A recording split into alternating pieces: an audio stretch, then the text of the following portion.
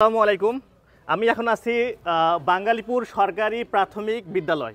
তো এই বিদ্যালয়টাই হচ্ছে এই যে আজকে যা বাচ্চারা আছে এই বিদ্যালয়ে আমিও তৃতীয় শ্রেণী পর্যন্ত অর্থাৎ প্রথম দ্বিতীয় তৃতীয় শ্রেণী পর্যন্ত লেখাপড়া করছি এবং আজকে সৌভাগ্যের বিষয় আমার এই বিদ্যালয়ে আসার যে স্যার একটা আমার জন্য একটা গর্বের বলতে পারবো যে গর্বের বিষয় যে এই বিদ্যালয়ে যে আমি একটা পার্টিসিপেট করতে পারছি। তো এই বাচ্চাদের মধ্যে যখন আমি ছিলাম যে আজকে হচ্ছে ডিসেম্বরের 31 তারিখ 24 সাল, হ্যাঁ 24 সাল, আমিও যখন ছোট ছিলাম তখন এই দিনে এসে এবং 1 তারিখে এসে আমরা বই নিতাম। তো এইখানেই যে স্কুল ছিল তখন এত বিল্ডিং ছিল না, এরকম ছিল টিন শেড, ওই যে স্যার ওই টিন শেডটা এখানে ছিল।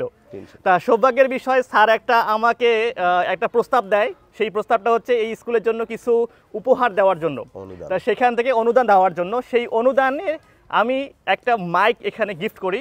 যারা তোমরা এখানে অনেকেই বললা আর্মি হবা, ইঞ্জিনিয়ার হবা, ডাক্তার হবা, তা এইটা হতে গেলে তোমাদেরকে কি করতে হবে, আরও স্কিল বাড়াইতে হবে, কথা বলা শিখতে হবে, তাই না? কি বলো? সবাই বলো হ্যাঁ, তাই না? তাই না? তা আমি স্যারকে অনেক ধন্যবাদ জানাই যে আমাকে এতটুকু সুযোগ করে দেওয়ার জন্য।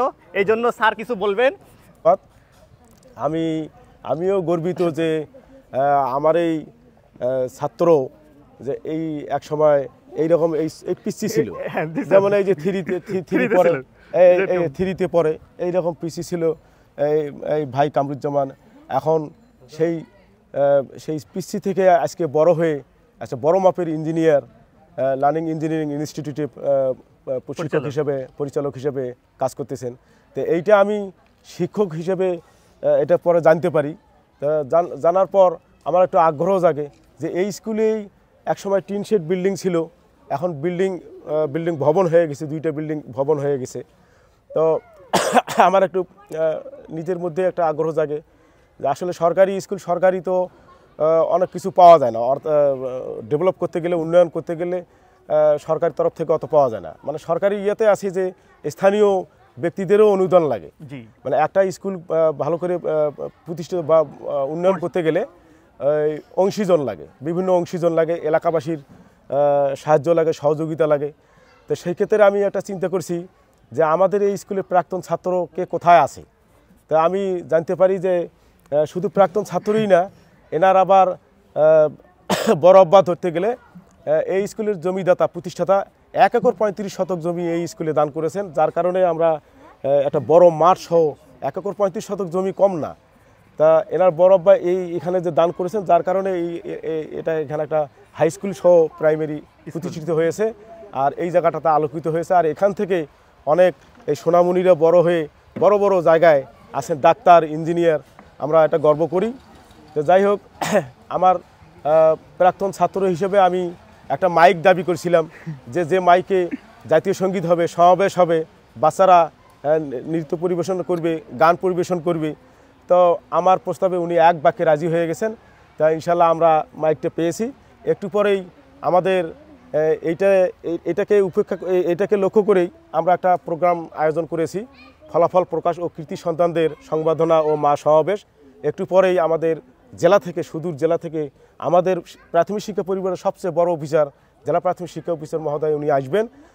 ইনশাল্লাহ ওনার হাত দিয়েই আমি আমার প্রাক্তন ছাত্র জনাব Mohammad Kamruzzaman, engineering learning engineering institute প্রতিষ্ঠাতা, আমি এই মাইকটাই সরাসরি ওই ডিপিও স্যারের হাতে আমি দান করার জন্য ওটা আমি রেখে দিছি।